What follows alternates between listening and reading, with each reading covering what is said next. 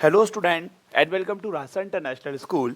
Today's our chapter for class 5th, chapter 7, Land of Ice and Snow, Greenland Free Zone.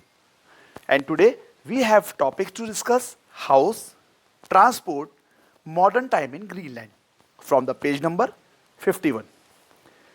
आज जो हमारा topic है वो Greenland free zone, और आज जो हमारा विषय है जिस टॉपिक पे हम बात करेंगे वो है house of Greenland, transport of Greenland and modern time in Greenland. यानी ग्रीनलैंड में किस तरीके के हाउस का इस्तेमाल वहाँ के लोग करते हैं, ट्रांसपोर्ट जो चीज़ों को एक जगह से दूसरी जगह पहुँचाने के लिए किन साधनों का, है ना, किसका यूज़ करते हैं वो, और मॉडर्न टाइम में ग्रीनलैंड में क्या हो रहा है। अगर आप इस वीडियो की पूरी डिटेल चाहते हैं तो इस वीडियो के कुछ और टॉपिक हमने डाल रखा है। तो अगर आप इसको class 5 chapter 7 land of ice and snow करके आप सर्च करेंगे तो आपके इसको प्रीवियस टॉपिक भी मिल जाएंगे। Houses. Now we are going to discuss about the topic houses of Greenland, यानी ग्रीनलैंड में रहने वाले लोगों के जो घर होते हैं वो किस तरीके से होते हैं। Eskimos do not live in a permanent home during the winter seasons. They built igloos made up of ice cubes. The shape of an igloo is like a dome. There is a small hole at the top so that smoke and hot air may pass through it. अब जो Eskimo होते हैं वो एक तरीके से बेदोइंस की तरीके से होते हैं, मतलब उनका कोई अपना घर नहीं होता है ना, वो एक जगह से दूसरी जगह घूमते रहते हैं, पर उनका कोई एक फिक्स जो एक परमानेंट होता है वो उनका अपना घर नहीं है। अब जब सर्दियाँ होती हैं, जब विंटर आती है, जब मतलब ज़्यादा वहाँ का टेम्परेचर और ज़्यादा गिर जाता है, तब वो क्या करते हैं, वो इग्लू बनाते हैं। मतलब उनका क्या रहता है, वो इग्लू बनाते हैं, मतलब एक उनके जो घर हैं उसको इग्लू बोला जाता है। वो कैसे होते हैं, वो एक बहुत बड़े एक बर्फ़ का घर होता है और उसका शेप कैसा होता है, उसका शेप होता है dome. Now look at the shape of igloo. ये जो मैंने आपको पिक्चर यहाँ दिखाई है ये इग्लू है, ठीक है। इसका शेप कैसा है, डोम। डोम ऐसे बोलते हैं, जो ऊपर से ऐसे गोल हो रहा होता है ना, सेमी सर्कल टाइप, इसको हम बोलते हैं डोम। मतलब एक ऊपर एक गुंबद की तरीके से होता है ये, है ना। अब वो इसमें क्या करते हैं, इसके अंदर वो रहते हैं, तो एक ये होल जिसके अंदर ये अंदर घुसते हैं और ये अंदर से काफ़ी गर्म होता है जिसमें ये आग वगैरह जला लेते हैं और इससे इनको रहने में आसानी होती है।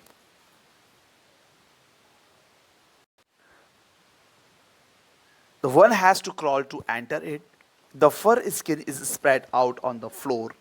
The fats from animal are used as fuel. The Eskimos live in tents made of skin and fur called toppings. During the summer, अब देखिए, अब इसमें जो अंदर की जो बनावट है, अब लोग इसमें जाते कैसे हैं, मतलब इसमें क्रॉल करके जाना होगा क्योंकि ये गेट बहुत छोटा है। जब ये गेट छोटा है तो यहाँ क्या होगा, इतने छोटे गेट पे क्या है, लोग क्रॉल करके जाएंगे, मतलब अंदर पूरे इसको लेट के अंदर घुसेंगे। क्रॉल करके होते हैं ना, जैसे सोल्जर अपनी कोनी के बल लेट के अंदर की तरफ जाते हैं, तो इस तरीके से वो अंदर जाएंगे, है ना। अब अंदर क्या होता है, अंदर the fur skin is spread out on the floor. अब अंदर जो इसका चारों तरफ का जो एक फ्लोर होता है, उस फ्लोर के ऊपर क्या है, जो स्किन जो एक जानवर होता है उसकी खाल को, जो फर होती है उसको बिछा लिया जाता है। Fats from animal are use as fuel. अब जो एनिमल का जो फैट होता है, जो चर्बी होती है, उसको ये लोग अंदर जलाते हैं बैठ के, तो इससे क्या होता है, इससे उसके अंदर गर्मी रहती है। In the language of the Eskimos, igloo means any house made of ice, brick, wood, stone और animal skin। भाई एस्किमो की भाषा में इग्लू को बोला क्या जाता है, इग्लू का मतलब क्या होता है, तो इग्लू का मतलब होता है, मतलब बर्फ से बना हुआ घर, बर्फ, ईंटों, लकड़ी और जानवर की खाल से बना हुआ घर, उसका जो असली मतलब होता है वो ये होता है। Nowadays, most of the Eskimos live in a पक्का house of would and stone. अब क्या है, अब एस्किमो ग्रीनलैंड जो है धीरे धीरे डेवलपमेंट की ओर बढ़ रहा है, तो ये जो जिस तरीके से एक अर्ली ह्यूमन की तरह जिंदगी गुजारते हैं, अब ये लोग भी क्या है, पक्के हाउस में रहना शुरू कर रखा है इन लोगों ने। Now the second topic is transport, है ना। Which type of transport the use by the Greenlands people. Greenlands के लोग किस तरीके का ट्रांसपोर्ट का जो है वो यूज करते हैं, वो हम इस टॉपिक में समझेंगे। The broad boat called umiak is used for the whaling and also for carrying women and children on land. The chief form of transport is a sledge. It is pulled by the reindeer or a team of huskies. अब जो make है वो क्या होता है, वो एक तरीके से एक ऐसी बोट होती है जो एस्किमो जो है वो यूज़ करते हैं। अब वो किस लिए यूज़ करते हैं, अब जैसे मतलब जो चिल्ड्रन हैं, वुमेन्स हैं, बच्चे हैं, वो उनको एक जगह से दूसरी जगह छोड़ने के लिए, मतलब उनको लैंड यानी ज़मीन पे छोड़ने के लिए, तो ये एक वहाँ का एक मेन ट्रांसपोर्टेशन है। अब नाउ द सेकंड ट्रांसपोर्ट, अब दूसरा ट्रांसपोर्ट क्या है, वो दूसरा है स्लीज, मतलब एक इस तरीके से पटरे लगे होते हैं और उसके ऊपर क्या होता है, उसके ऊपर इन्होंने ऐसे ये लगाए हुए होते हैं, ये है ना, ये इस तरीके से। अब इनको खींचता कौन है, रेनडियर, मतलब ये हिरन है, ये इनको खींचेगा। एक ये भी वहाँ ट्रांसपोर्ट के लिए बहुत इंपॉर्टेंट है वहाँ के लोग क्या करते हैं, वहाँ के लोगों के लिए बर्फ़ पे जो व्हील है वो काम नहीं कर सकते, तो अब व्हील को अलग से उन्होंने क्या बनाया, इन लोगों ने अपना कुछ एक फिक्स कर रखा। जैसे आपने देखा अभी ओमेक, ओमेक is a type of boat, है ना, वो एक बोट थी। अब क्या है, एक रेनडियर, ये वहाँ रेनडियर क्या है, एक स्लीज, इसको बोलते हैं। स्लीज का मतलब क्या होता है, स्लीज का जो एक हिंदी मतलब होता है वो पटरा होता है ना, किसी भी पटरे को आप उसके ऊपर कोई पहिए या कुछ एक फिट कर लीजिए। तो इन्होंने क्या किया, इन्होंने इस पटरे के ऊपर क्या किया, इसको खींचने के लिए रेनडियर की मदद करते हैं, रेनडियर इनकी मदद करते हैं। तो ये क्या है, ये एक तरीके से वहाँ पे ट्रांसपोर्टेशन का एक अच्छा एक साधन है।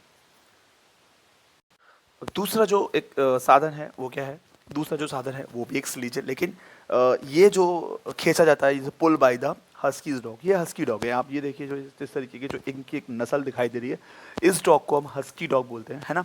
अब ये भी एक तरीके से वहाँ पे ट्रांसपोर्टेशन का काम करता है, मतलब चीज़ों को एक जगह से दूसरी जगह ले जाने के लिए ये 4 5 6 इसमें डॉग्स, जो हस्की डॉग जो बांधे जाते हैं और वो उनको खींच के लेके जाते हैं। तो ये एक वहाँ पे अलग अलग ट्रांसपोर्टेशन है। पहला क्या था, ओमेक, ओमेक is a type of boat, है ना, एक पानी बोट है वो। दूसरा कहता है रेनडियर्स, जो स्लेज थे वो कौन पुल करते हैं, रेनडियर। और तीसरा कहता है जो एक स्लेज है वो कौन पुल करते हैं, वो करते हैं हस्की डॉग। द मॉडर्न, अब now the third topic is the modern time in Greenland, development Greenland. अभी क्या है, अब तक वहाँ लोग अर्ली ह्यूमन की तरह रह रहे थे, लेकिन अब क्या है, अब ग्रीनलैंड का डेवलप किया गया, डेवलपमेंट की तरफ जब ये बढ़ा, तो वहाँ पे एक बहुत बड़ी चेंजेस देखने को मिली। Lifestyle has been changing in Greenland, many people have shifted to small town and live in a wooden pucca house. अभी तक जो लोग इग्नू में रहा करते थे, जो इग्लू में रहा करते थे, क्या होगा, उन लोगों ने अपना रहने का एक जगह चेंज कर ली। अभी तक जो लोग इग्लू में रह रहे थे, मतलब एक बर्फ, ईंटों और लकड़ी से अंदर जानवरों की खाल को बिछाकर वो जो रह रहे थे, उन लोगों ने क्या किया, अपने रहने का अंदाज बदला, तरीका बदला। तो अब वो कहाँ रह रहे हैं, अब रह रहे हैं वो वुडन एंड पक्का हाउस, मतलब अब जो उनके घर है वो मजबूत है। They use rifle for hunting in place of kayaks and motorboats have been made available to them। अब अभी तक वो एक बोट है ना, और उनके जो हारपूस थे, उस जो एक उनके जो एक हथियार थे, वेपन्स थे, उसकी जगह वो राइफल को यूज़ कर रहे हैं। अब डेवलपमेंट हो गया, अब वो मॉडर्न टेक्नोलॉजी का यूज़ कर रहे हैं।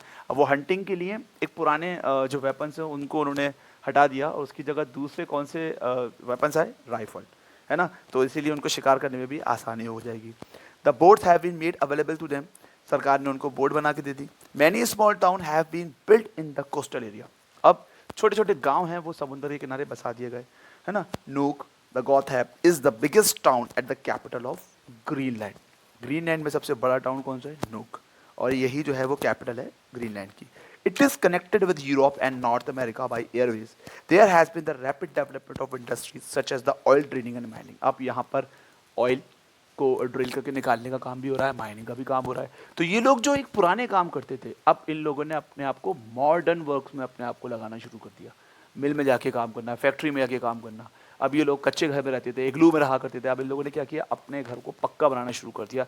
तो slowly they became modern day by day.